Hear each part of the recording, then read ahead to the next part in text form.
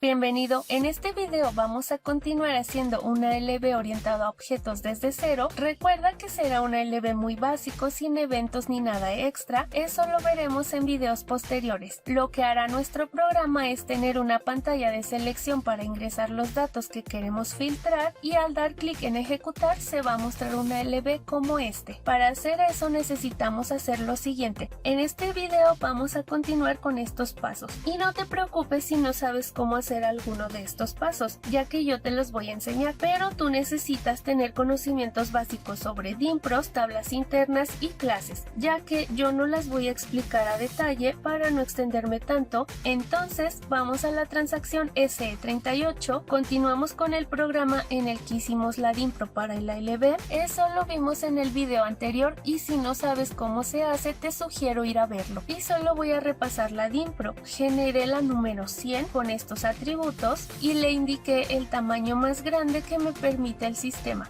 En el layout solo le agregué un custom control con estas propiedades. En esta pestaña además agregué un OK Code, es el que va a contener el código correspondiente al botón que el usuario presione.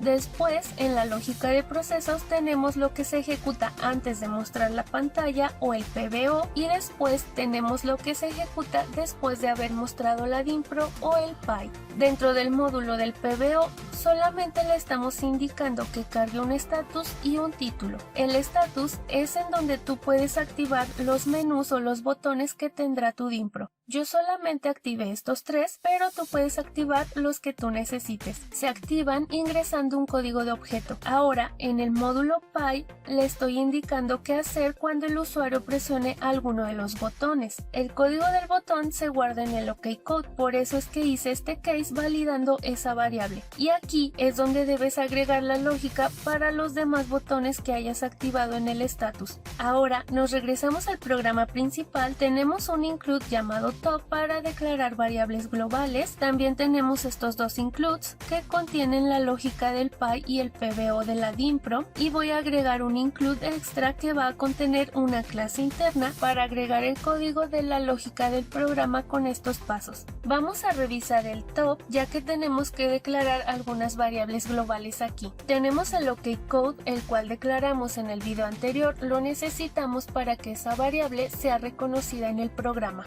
También agregué una pantalla de selección para que el usuario pueda capturar el filtro con los datos que desea ver. Yo agregué este filtro porque voy a obtener los datos de la tabla Mara, pero tú puedes ingresar los filtros que tú necesites de la tabla correspondiente que vayas a usar. Y aquí quiero aclarar que esta pantalla de selección no es la misma que la DIMPRO en la que se va a mostrar el ALB. Son dos pantallas diferentes, una para ingresar filtros y la otra con el contenedor para mostrar el ALB. Son dos pantallas separadas. Después tenemos las variables necesarias para el ALB, las cuales son una tabla interna en la cual vamos a guardar los datos que filtremos de la tabla transparente y estos datos son los que se van a mostrar en el ALB. Yo estoy declarando la tabla interna del tipo de la tabla transparente Mara, pero podríamos tener también un tipo interno y declarar nuestra tabla de ese tipo. Después tenemos otra tabla interna que será para el Fielcat o el catálogo de campos de la ALB y me gustaría aclararte ya que he visto que al inicio se les confunde y no les queda claro qué es el Fielcat. Esta tabla interna contiene todas las columnas que se van a mostrar en el ALB con sus propiedades como el título o el tamaño y esta otra tabla es la que contiene la información a mostrar, contiene los renglones con los datos. Después tenemos el objeto del contenedor. ¿Recuerdas que hicimos un custom control dentro de la DIMPRO 100 y le asignamos un nombre? Pues ese nombre es el que vamos a asignar en este objeto para que sepa en dónde se va a mostrar el ALB. Después tenemos otro objeto que será la instancia para poder acceder a los métodos de la clase estándar con la cual vamos a mostrar el ALB. También declaré esta clase interna y le dije que su definición se hará posteriormente. Esta clase es la que va a contener la lógica del programa y la vamos a ver más adelante. Y finalmente tengo un objeto que será la instancia para acceder a esta clase interna. Ahora nos regresamos al programa principal, vamos a crear nuestra clase interna. Damos doble clic sobre este include, yo ya lo tenía creado. Aquí solamente tengo 3 métodos. Uno es para obtener los datos de la tabla Mara tomando en cuenta el filtro de nuestra pantalla de selección. Tengo también otro método para generar el FieldCAD. Este es el que va a indicar las columnas de la LB. En FieldName debes de indicar cómo es que se llama tu campo en la tabla interna. Yo ingresé MathNR porque mi tabla interna es de la misma estructura que Mara. Por lo tanto, el campo en mi tabla interna se llama MathNR. Pero por ejemplo, si tu tabla es de una estructura interna, algo así como esta, y este campo que es para el material se llama así tal cual material, entonces aquí debes de ingresar material y no MathNR, ya que así es como se llama el campo en tu tabla interna porque la definiste de una estructura como esta. Después podemos indicar las propiedades como por ejemplo el tamaño de la columna, el nombre que se va a mostrar en la columna y muchas más. Las puedes consultar dando doble clic sobre esta estructura. También, en lugar de indicar las propiedades tú, puedes hacer referencia a una tabla transparente y al campo dentro de ella. En este caso, le estoy indicando que tome como referencia la tabla Mara y este campo. De esta manera va a tomar las propiedades que tenga ese campo dentro de esa tabla. ¿Y qué propiedades va a tomar? Si vamos a la tabla Mara y consultamos ese campo, nos vamos a su elemento de datos y este es el título que mostraría en la columna. Al hacer referencia al campo dentro de la tabla, nos estaría tomando todas las propiedades que estén definidas aquí en el elemento de datos y el dominio. Y finalmente tenemos el método llamado showALB, en el cual vamos a usar la clase estándar para mostrar el ALB. Para eso, primero tenemos que crear el objeto container y debemos de enviarle el nombre del custom control que declaramos en la DIN-Pro100. Esto se hace para generar un objeto con el contenedor de la LB para que sepa que ahí lo debe de mostrar. Después creamos la instancia de esta clase y cuando creamos la instancia es obligatorio enviar este objeto con el contenedor. Después mando llamar mi propio método para generar el FieldCAD y finalmente estoy mandando llamar este método de la clase estándar para mostrar el ALB. A este método solamente le estoy mandando el FieldCAD con las columnas que va a mostrar el ALB y la tabla con los datos, con los renglones del ALB. Y aquí estoy haciendo esta validación porque si el contenedor ya fue inicializado, quiere decir que todo esto ya fue creado. Entonces ya no es necesario volver a crear todo y basta con un refresh. Este refresh también es un método propio de la clase estándar.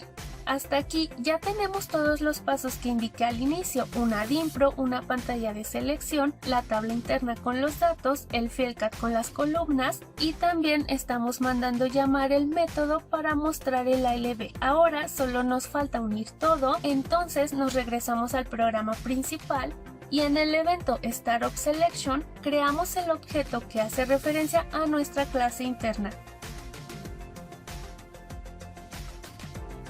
Mandamos llamar el método para obtener los datos, después el método que muestra el ALB y finalmente la DIN-Pro en la cual se va a pintar el ALB. Entonces activamos todo, ejecutamos y aquí está nuestro ALB orientado a objetos.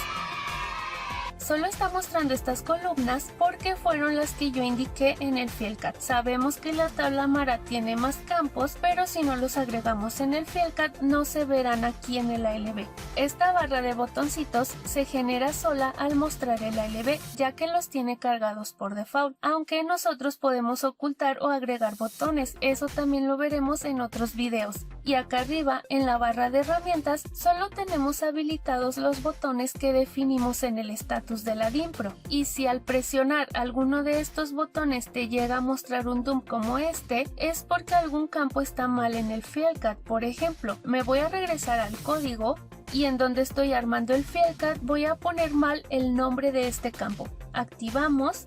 Ejecutamos de nuevo y de inicio sabemos que está mal porque nos está mostrando la misma información que la columna de material y si la seleccionamos e intentamos ordenarla con cualquiera de estos dos botones, nos da este error. Entonces, si te pasa algo así, revisa tu FeelCAD, ya que lo más seguro es que te hayas equivocado con alguno de los campos. Otro tip que me gustaría darte es que en lugar de que tú armes el FeelCAD, lo puedes generar en automático con esta función, a la cual le vas a mandar el nombre de una tabla transparente o de una estructura que existe en el diccionario de datos. En este caso, como mi tabla interna es de la estructura de Mara, entonces voy a indicar esa tabla. Pero aquí tú debes de reemplazar por la tabla o la estructura que tú estés usando en tu tabla interna. Y acá le decimos que nos guarde el resultado del FeelCAD en nuestra tabla interna FeelCAD.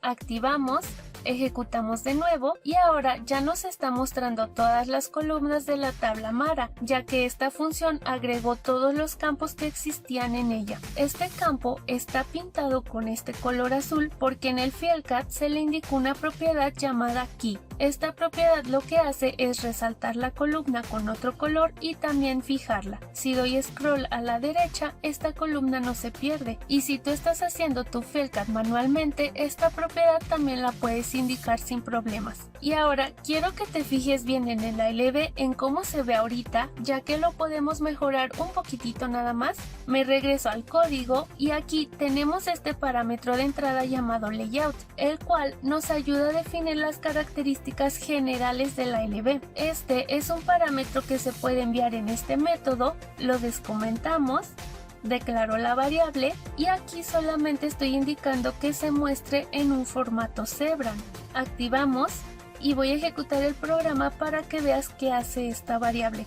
Lo que hizo fue pintar en diferentes azules cada renglón para poder diferenciarlos más fácilmente. Y así finalizamos este video, pero te espero en los siguientes videos para profundizar más sobre este ALB orientado a objetos.